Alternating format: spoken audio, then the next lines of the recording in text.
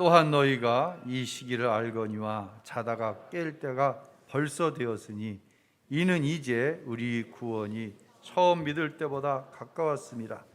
밤이 깊고 낮이 가까웠으니 그러므로 우리가 어둠의 일을 벗었고 빛의 갑옷을 입자.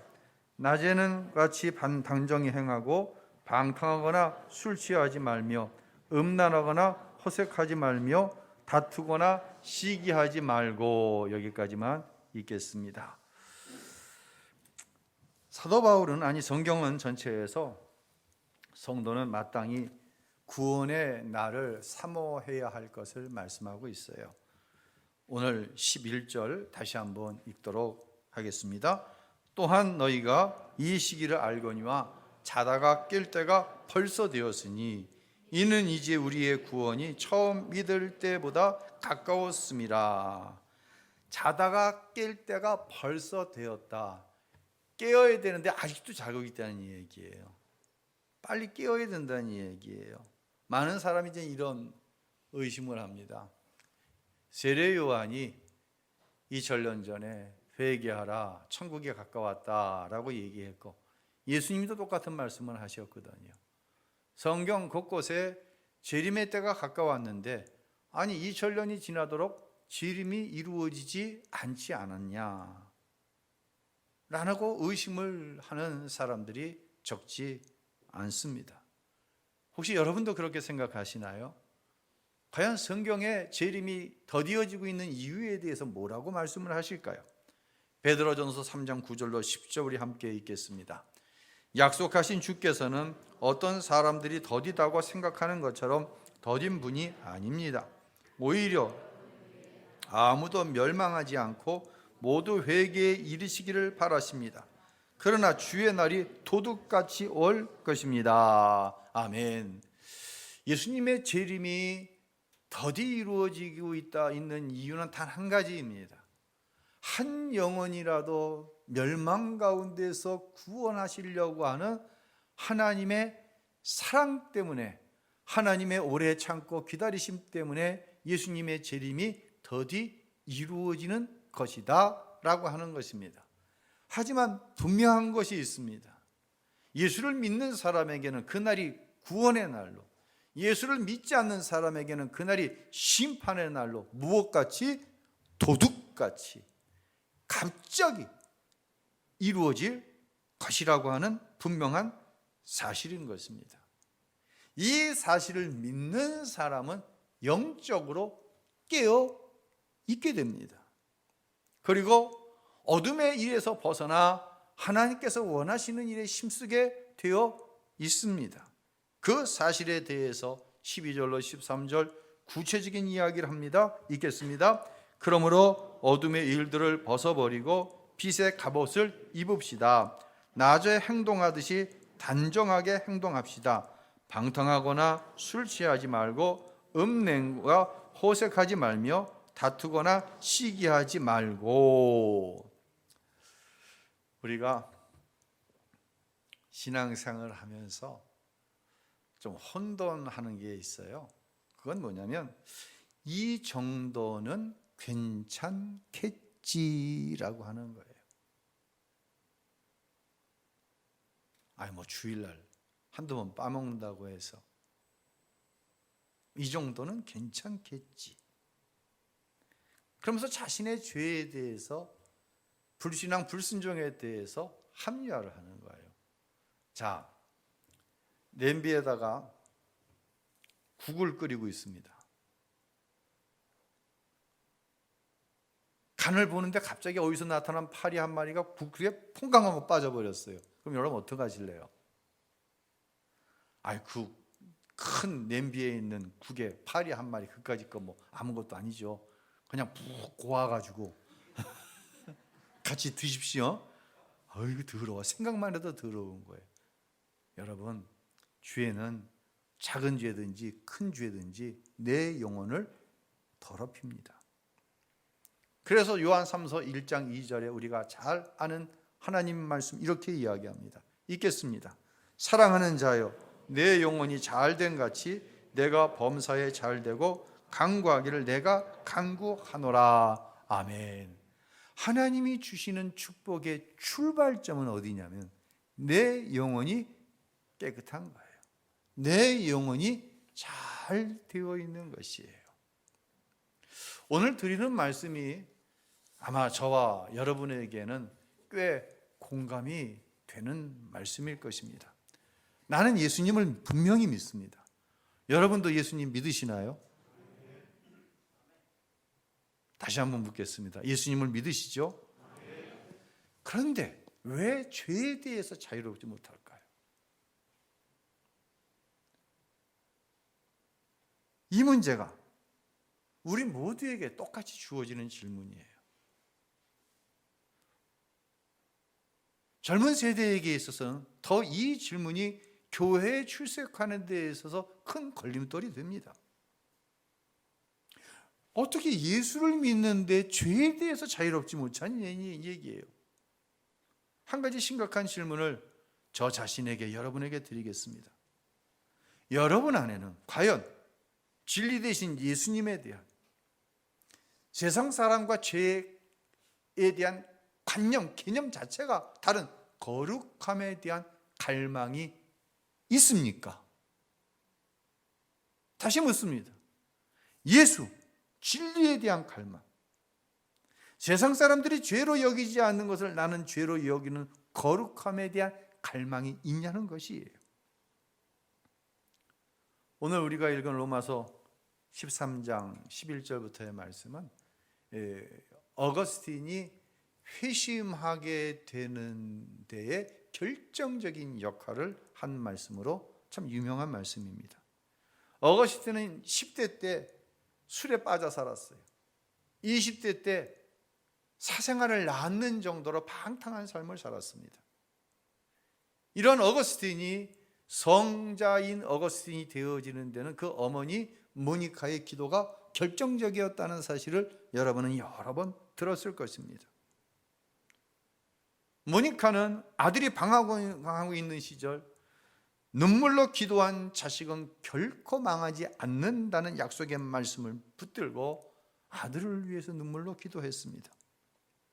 훗날 어거스틴은 자신이 쓴 책에서 어머니 모니카의 기도에 대해 이런 이야기를 합니다. 한번 자막을 보시고 제가 읽을 테니까요. 한번 천천히 따라와 보세요. 나를 위해 펼쳐주신 당신의 손은 이 기쁜 흑암으로부터 나를 건져 주셨습니다. 이는 나의 어머니가 무릎 꿇고 눈물로 당신께 기도한 까닭입니다.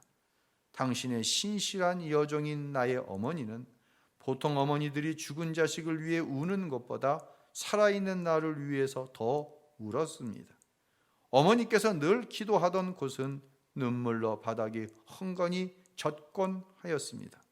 하나님은 자식을 위해 흘린 눈물의 기도를 들어주셨고 그 눈물을 멸시하지 않으셨습니다.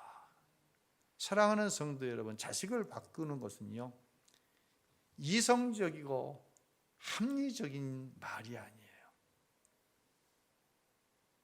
자식을 바꾸는 것은 그것이 자녀가 되었든지 남편이 되었든지 누가 되었든지 구원하는 것은 포기하지 않는 눈물의 기도임을 잊지 마시기를 바랍니다. 그러면서 갈라디아서 6장 9절의 말씀을 인용합니다. 함께 읽어볼까요? 사랑을 행하되 믿음을 잃지 아니하면 때가 이름에 거두리로다. 자, 이 말씀 모니카의 기도가 어떻게 어거스틴을 변화시키는 원동력이 되었는지에 대해서는 여러분이 많이 들었어요. 그런데 우리가 좀 더 내밀한 부분을 들여다 보아야 할 필요가 있습니다. 그것은요, 어거스틴은 굉장히 방탕했어요. 그런데 그런 방황 속에서 하나님에 대한 갈망이 있었다는 거예요. 이게 참 희한하죠. 그렇게 방탕한데 하나님에 대한 갈망이 있어? 그래서 하나님을 만나려고 마니교라고 하는 이단에 빠졌어요. 여러분, 교회가 교회의 역할을 못하면, 다른 말로 교회가 하나님을 만나는 일이 실패해버리면 성도들이 어디에 빠져버려요?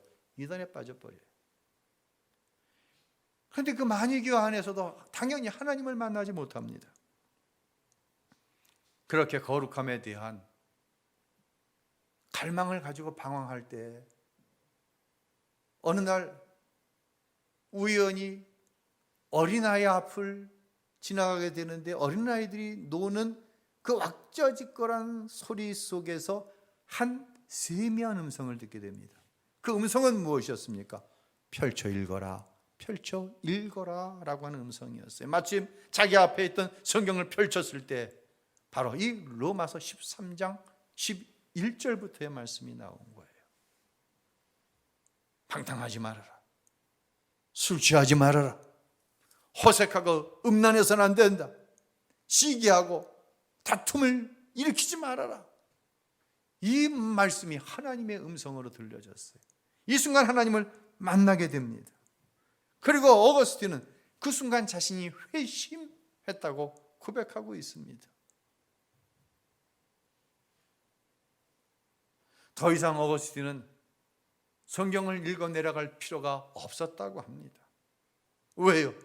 너무나 확실하게 이 말씀을 통해 하나님을 만났기 때문입니다. 이것이 바로 어머니 모니카의 기도의 응답이고 우리가 기도해야 할 이유입니다. 여러분 기억하세요. 우리의 자녀들 안에 예수님이 계십니다.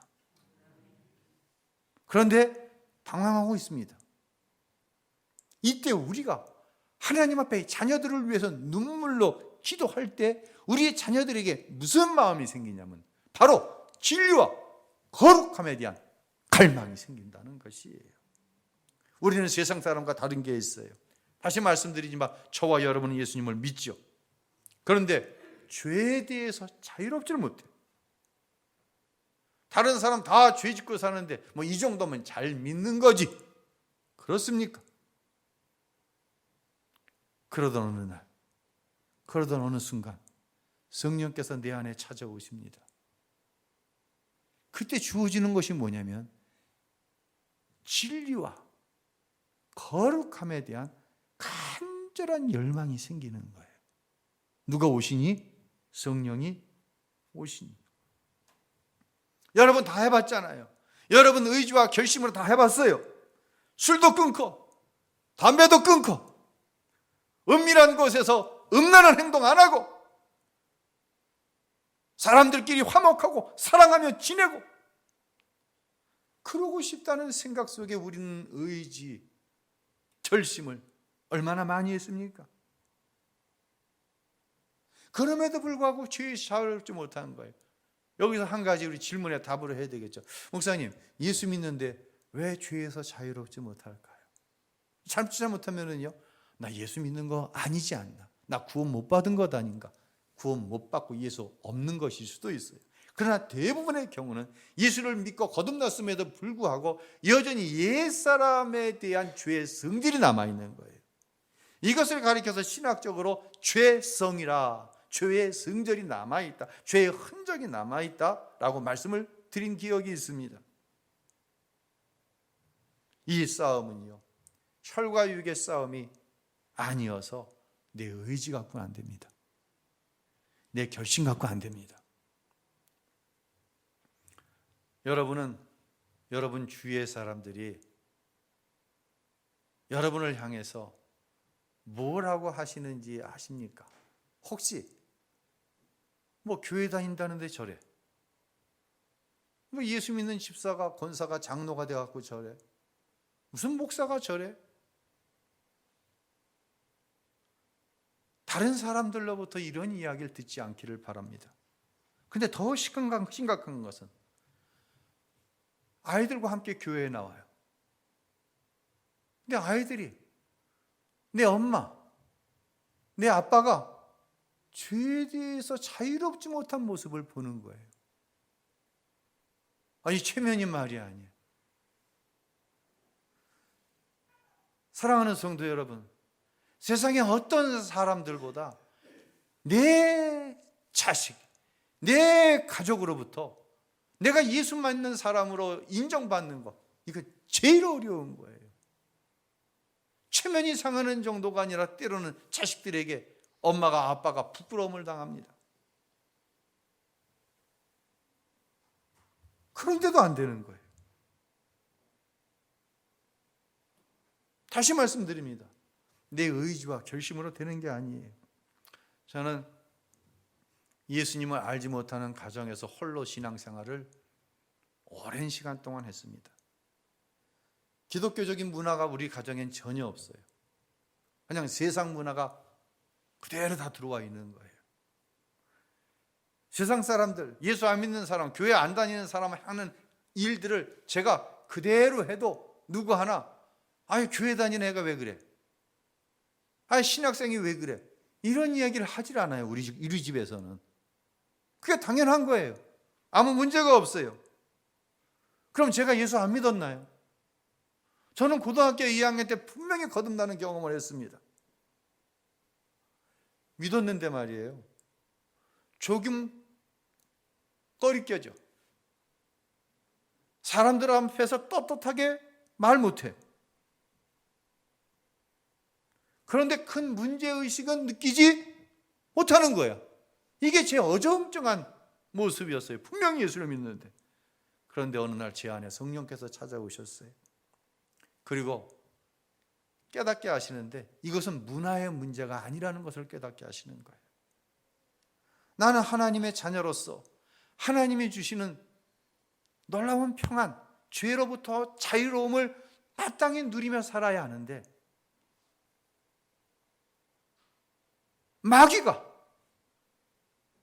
나로 하여금 죄를 죄로 인정하지 않고 불신앙을 불신앙으로 인정하지 않음을 통하여 완전한 자유를 누리지 못하게 한다는 사실을 깨닫게 되었어요.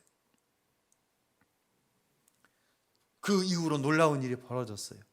내가 어떻게 한 것이 아니에요. 여전히 죄가 아니라고 생각했던 것이 죄로 깨달아지기 시작했어요. 그리고 더 놀라운 일이 벌어졌어요. 이 죄에서 멀어져야 한다고 하는 갈망이 내 안에 주어졌어요. 그 갈망과 더불어서 이 문제는 내 의지와 결단으로 이룰 수 없다는 사실을 고백하게 되었어요. 이것이 은혜예요. 그리고 어느 순간 그 죄라고 생각하지 않았던, 하지만 자유함을 빼앗아갔던 그 문제에서 멀어져 있는 내 모습을 보게 된 거예요. 제가 오늘 아침 두통이 있어서 진통제를 하나를 먹었어요. 걱정을 했어요. 이 두통 계속되면 오늘 오후 열린 제자 양육까지 감당하는데 좀 어려움이 있겠네. 그러니 교회 왔어요.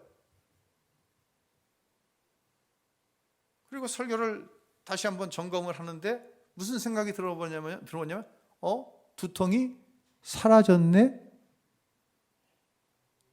이런 원리라고 저는 설명하고 싶어요. 의식하지 못했는데 성령이 내 안에 오셔서 이것이 죄라고 하는 사실을 깨닫게 하시고 이 죄에 대한 문제에서 자유함을 얻고 싶다는 갈망이 생겼을 때 의식하지 못했는데 어느 순간 죄가 나로부터 멀어져 있는 거예요. 이게 뭐예요? 이게 은혜예요. 할렐루야. 십자가에서 이미 예수님께서 모두 이루신 것을 내가 누리며 살아가는 은혜예요. 제가 경험한 많은 교인이 동일한 문제 가운데 고민하고 결단하지만 이루지 못하는 것을 봐요. 분명히 예수를 믿는데 주에 눌려 있는 거예요. 내 자녀가 방황하는 것을 보면 당황스럽죠. 내 남편이, 내 가족 중 누군가가 교회를 다녔는데 예수를 믿는데 방황합니다. 당황스럽습니다. 이게 말한다고 되는 문제가 아니야. 말하면 어떻게 돼? 너 그렇게 하지 마. 너 주일날 교회 나와. 집에 일찍 들어와. 너 왜 예수 믿는 사람이 술 먹고 왜 그래? 뭐해? 뭐가 돼 금세? 싸움이 돼. 그러니까 말하지 않습니다. 말해서 되는 문제면 100번이라도 말해서 돌이키기만 될 텐데 말해봤자 싸움만 되고 귀찮기만 하고 집안 분위기만 이상해지지 바뀌는 게 있어요, 없어요? 없습니다. 여러분, 이때 제가 분명하게 드리는 권면이 있어요. 첫 번째, 부모된 당신이 기도의 자리로 나오십시오. 이것은 혈과 육의 싸움이 아닙니다. 여러분의 자녀를, 여러분의 누군가를 배후에서 얽어매고 있는 어둠의 세력이 하는 거예요. 또한 권면합니다. 당신의 자녀가 예배의 자리에 있을 수 있도록 어떤 방법을 써서든지 은혜의 자리에 있을 수 있도록 기도하시고 강권하십시오. 모니카가 어거스틴을 위해서 기도할 때에 어거스틴이 그렇게 방탕한 생활을 했었지만 그 안에는 하나님을 향한 열망이 떠나지 않았다는 거예요. 이게 뭐예요? 이게 기도할 때 성령께서 하시는 역사인 거예요. 아멘. 우리 교회가 이제 한 달여 주일 점심 식사 시간부터 오후 예배에 이르면서 이르기까지 이제 소그룹으로 모이고 있어요. 참 이 코로나 3년이 우리에게 너무 많은 변화를 주었어요. 예전에는 10년이면 뭐가 변한다 그랬어요? 강산이 변한다 그랬어요. 여러분은 그런 얘기 안 들어보셨어요? 10년이면 강산이 변한다. 요즘엔 몇 년이면 변합니까? 3년도 아닌 것 같아요. 얼마나 세상이 빠른지 몰라요. 이전에는요, 평일날 오전에 우리 여자 성도님들을 대상으로 제자 영역반을 운영했었습니다. 근데 지금 만약 오전 11시에 제자 영역 여성반 모입니다. 그래서 교회에서 간단하게 이제 우리 권사님들이 그때 점심 식사를 간단하게 이제 만들어서 섬겨주셨죠. 하고 이어나갑니다. 이건 모이자 그러면 모일 수 있는 사람 거의 없어요. 남성반은 주일날 오후 예배 후에 모였죠. 지금 오후 예배 끝나고 남성 제자 양육반 모입니다. 안 될 거요. 그렇게 변했어요. 가능하지가 않아요. 여러분, 가능하지 않은 것은 가능하지 않다고 인정하는 거, 이건 믿음 없는 거 아니에요. 거기에 어떻게 대응하느냐의 문제죠. 주일 위에는 시간이 없습니다. 여러분이 이제 아침 일찍부터 교회 오잖아요. 오늘 찬양대는 뭐 아침 9시 반까지 오려면 얼마나 일찍 오겠어요. 저 김포에서 오는 우리 정재준 집사님 가정은 내가 오늘 막내 지원이한테 몇 시에 일어났냐 물어봤더니 아침 7시 반에 일어났대요. 그래서 교회 준비하고 8시에 교회에서 집에서 출발해서 온 가족이 와서 예배 드려요. 우리의 상황이 이래요. 아침 식사 제때 못하고 옵니다. 제대로 못하고 옵니다. 그러면 교회에서 점심이라도 잘 드실 수 있도록 해야 될 것 아닙니까? 이게 뭡니까? 빵에다가 컵라면에다가 이제 질렸다는 얘기가 나와요. 그래서 오늘 특식이 준비되어 있습니다. 김밥. 와. 도대체 왜 이러는 거예요? 왜 이렇게까지 하면서 우리는 소그룹으로 모이려고 합니까? 주방에서 일할 사람이 없어서? 여러분, 그건 표면적인 이유입니다. 주일 성전 안에서 내 안에 진리에 대한 거룩함에 대한 이 갈망을 채워놓지 않은 상태로 세상에 나아가면요, 세상을 변화시켜요. 누군가를 전도해요. 천만의 말씀. 내 하나의 영혼도, 나 혼자의 신앙도 책임질 수 없는 것이 우리가 사는 삶의 모습인 거예요.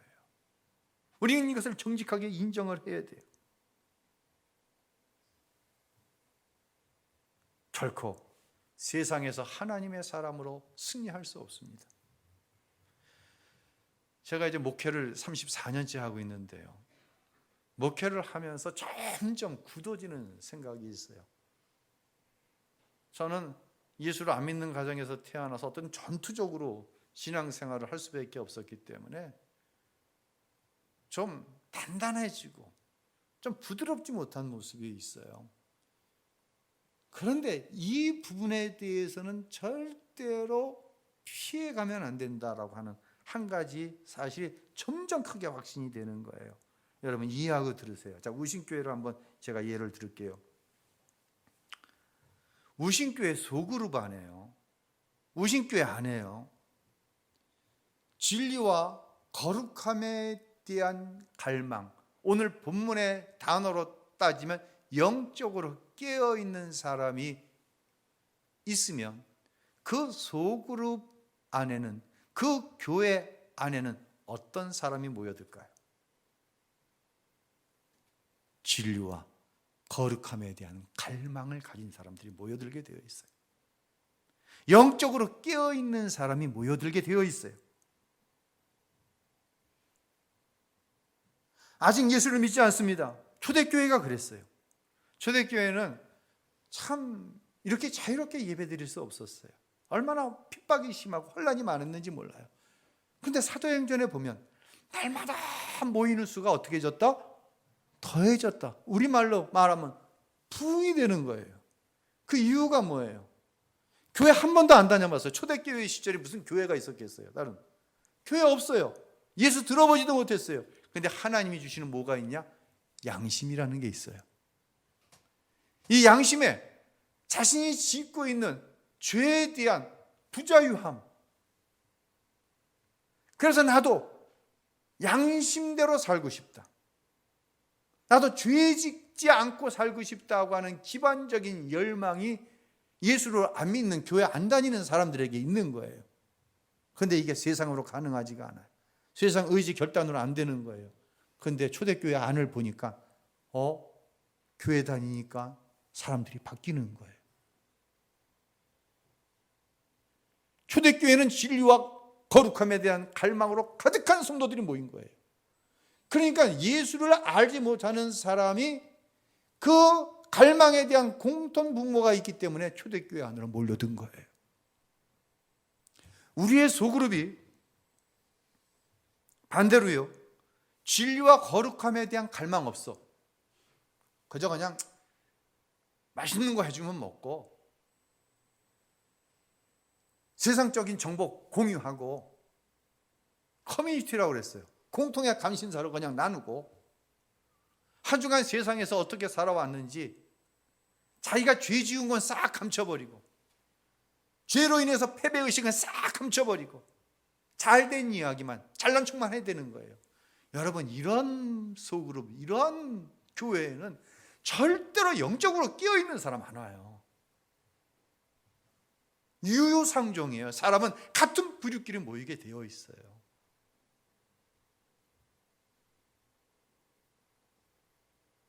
양보할 수 없는 거예요. 사마리아 우물가에서 예수님을 만난 한 여인이 있었잖아요. 그 여인은 지금 6번째 남편하고 살고 있어요. 그래도 목마름이 가시지 않아요. 그런데 예수님을 만났을 때 그 여인이라도 정숙하게 살고 싶다, 그 여인이라도 보통 사람들과 살고 싶다고 하는 열망이 없었겠어요? 그런데 그 갈망을 채워주는 사람이 없는 거예요. 6번 결혼을 했지만 그 갈망이 채워지지 않는데 예수를 만날 때 채워진 거예요. 세리장 삭개오가 있습니다. 권력이 있습니다. 부자입니다. 그런데도 진리와 거룩함에 대한 갈망이 그 안에 있는 거예요. 남들이 볼 적에는 저 토색하는 세리장, 나쁜 놈 저거, 매국노, 그랬지만 그런 사람 안에도 진리와 거룩함에 대한 갈망이 있는 거예요.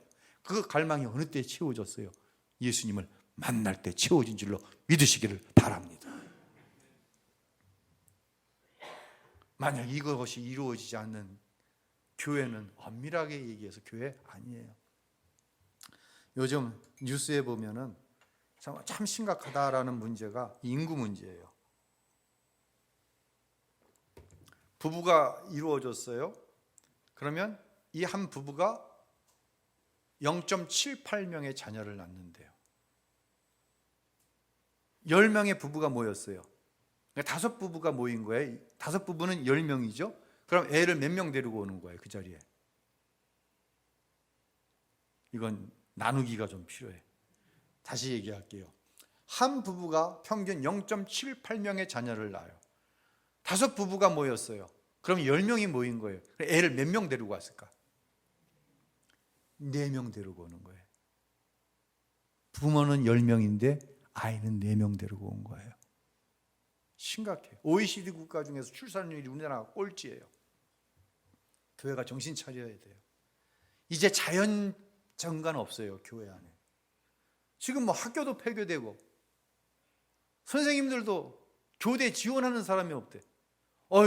불과 몇 년 전만 해도 선생님하고 결혼하면 우리 이준계 선생님 같은 사람은 진짜 으뜸 신랑감이지.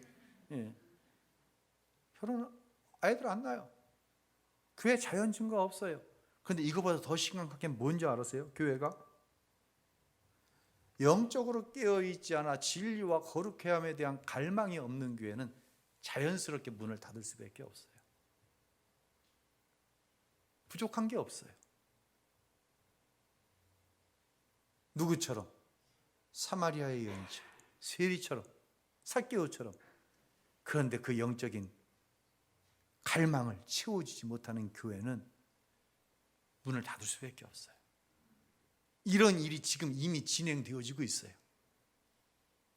이거를 저와 여러분이 영적인 눈을 열어 보지 못하면 우신교회도 가망성 없어요.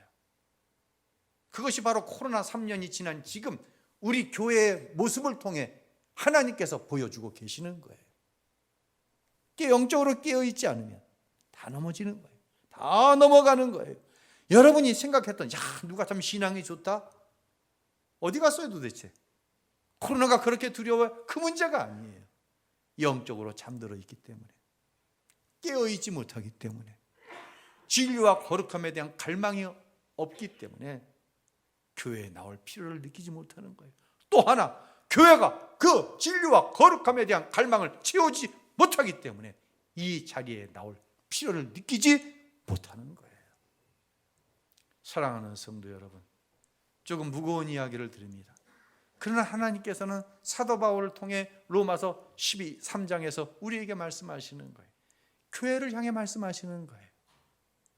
11장을 시작하면서 사랑은 거짓이 없다, 개개인에게 말씀하셨다고 한다면 12장부터는 하나님의 교회를 향해 말씀하고 계시는 거예요. 깨어 있어야 된다고. 할렐루야. 사순절입니다. 영적으로 깨어 있어서 진리와 거룩함에 대한 갈망이 내 안에 있는가 우리는 돌아봐야 합니다. 그때 십자가에서 이미 예수님께서 다 이루신 죄를 이기고 구원의 은혜와 능력으로 살아가는 성도의 삶을 살게 되는 줄로 믿으시기를 바랍니다. 그런 은혜의 역사가 우리 모두 가운데 있게 되시기를 우리를 위해서 십자가에 죽으신 예수님의 이름으로 축원합니다.